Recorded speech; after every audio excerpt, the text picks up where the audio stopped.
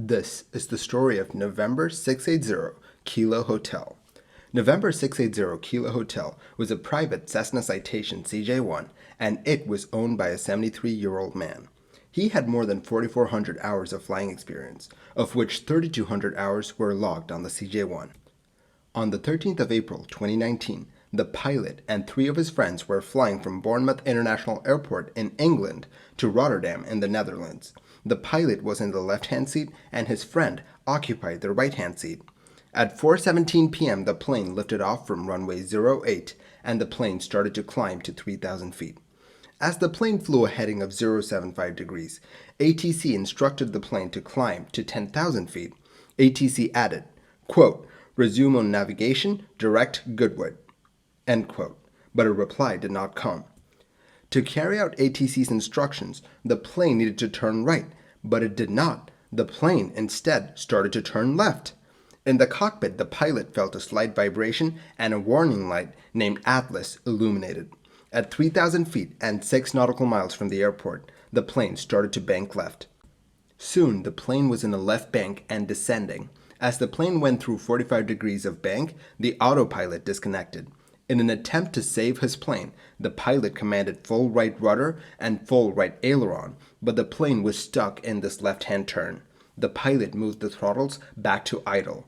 He continued to wrestle with his plane in an attempt to pull it out of its left bank. As the plane breached 60 degrees of bank, a bank angle warning sounded. 19 seconds after the mysterious left roll began, the plane was pitched down by 9 degrees. The plane was in a 75-degree left bank and they were descending at 4,500 feet per minute. The pilot reset the Atlas system, but no luck. At 4:19 p.m., the pilot reported to ATC that he had a problem. Air traffic control tried to inquire about the nature of the problem, but the pilot sounded breathless and strained. They couldn't make out what the pilot was saying. Assuming that the Citation was in trouble, ATC advised the pilot to join the left downwind approach for runway 08, and they set emergency protocols into action. The controller said on the intercom, "Right, he sounds really panicked. We don't know what the problem is. He's coming back in." The controller radioed, "November 680 Kilo Hotel, Roger joined downwind left-hand visual for runway 08. I have traffic on final, approach at 5 miles, I can break him off," end quote. But the pilot's responses were broken. He sounded like he was exerting himself a lot. The pilot, with all his might, raised the nose of the plane and got the plane into a 30-degree left bank. He coaxed the plane back up to 3,200 feet. The plane now had to line up with the runway to land. He was still applying full right aileron to keep the plane in the air. The only way for him to line the plane up with the runway was to vary the amount of right rudder. He essentially flew the plane by varying the pressure exerted by his right foot. The plane lined up with the runway 1 nautical mile from the runway. The turn on to final was so tight that the controllers thought that the plane was flying on its side. He now had to vary the right rudder in precise amounts to get the plane lined up with runway 08. The Citation flew the final approach in the state of limbo.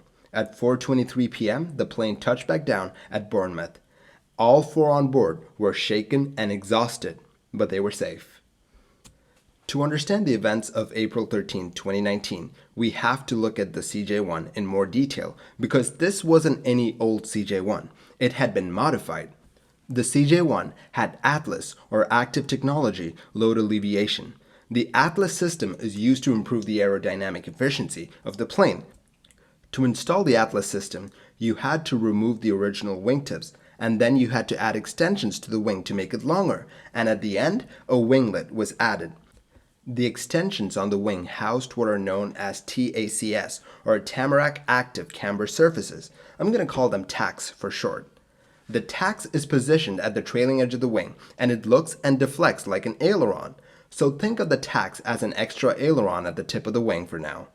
So how does the whole thing work? The Atlas system is controlled by the ACU, or the Atlas Control Unit. The ACU has accelerometers, which it uses to measure the plane's movement on the vertical axis.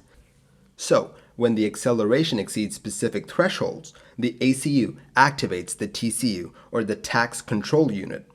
The TCU, as the name suggests, controls the tax add-on that we talked about before.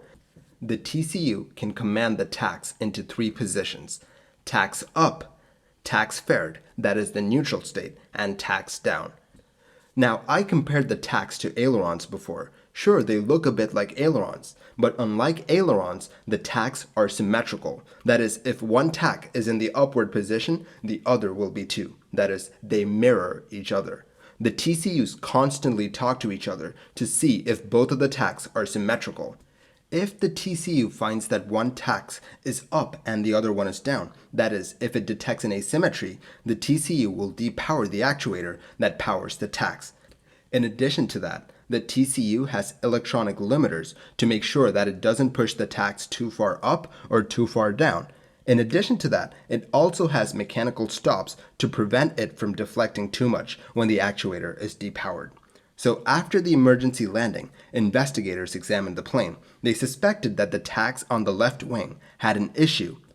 When they powered up the Atlas system on the ground, the Atlas inoperative warning light in the cockpit illuminated, indicating that the system had a problem. They continued to troubleshoot. When they power cycled the Atlas system, the left-hand tax deflected upwards. An uncommanded upward deflection of the left tax would explain the left roll of the plane. They then tinkered with the circuit breakers, and now the left tax was stuck in the downward position. The investigators decided that something was wrong with the left tax control unit, or TCU. It's this metallic box which has circuit boards inside, and so they unscrewed it and sent it to the Atlas manufacturer. When the manufacturer of the Atlas system got the TCU, they noted that something rattled around inside. When they opened it up, a screw and a washer had come loose, and that was rattling around inside. The printed circuit board was removed and it was connected to an actuator for testing. When they tested it, the actuator moved to its hard stop. This would have caused the left-hand tax to deflect downwards in flight. So, this is not what happened. A downward deflection would have caused a right roll. Upon further investigation, they found that a damaged microchip was sending out 11-volt DC signal, and this caused the tax to deflect downward.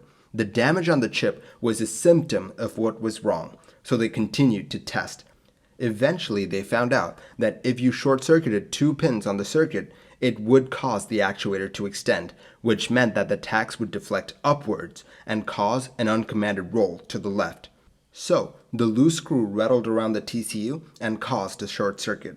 A short circuit like this would have also caused the damage in the other microchip.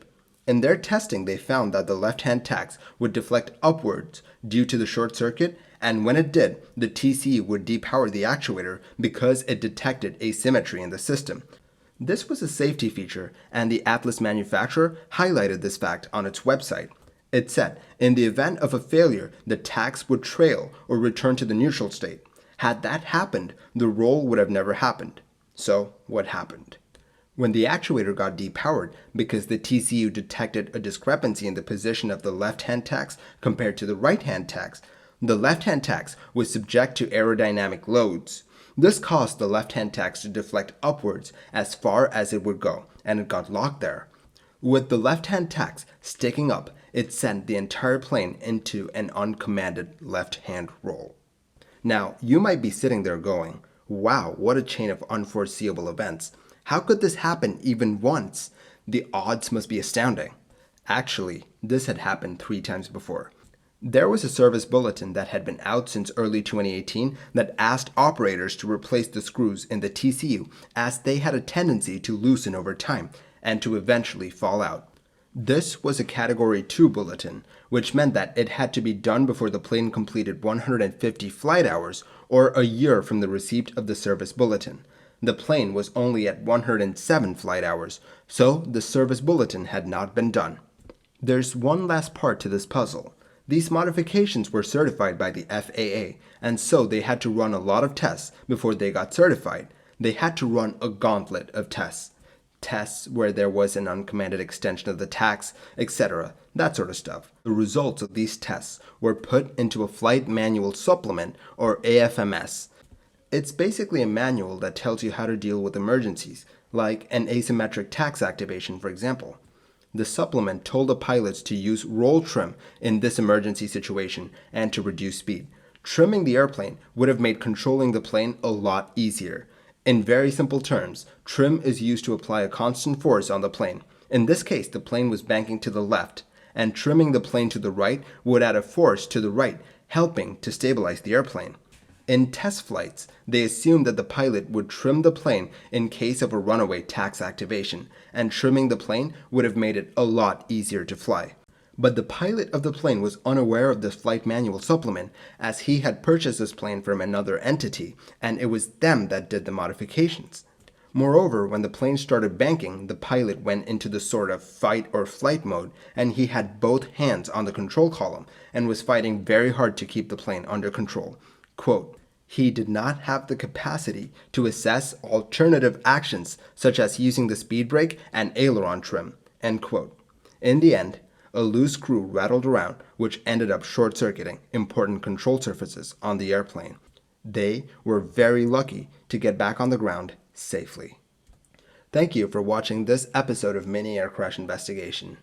A big thank you to Fabio Merlot. He provided a beta version of his flight control replay software to me so that I could use it to make all of the amazing replay shots that you saw in this video.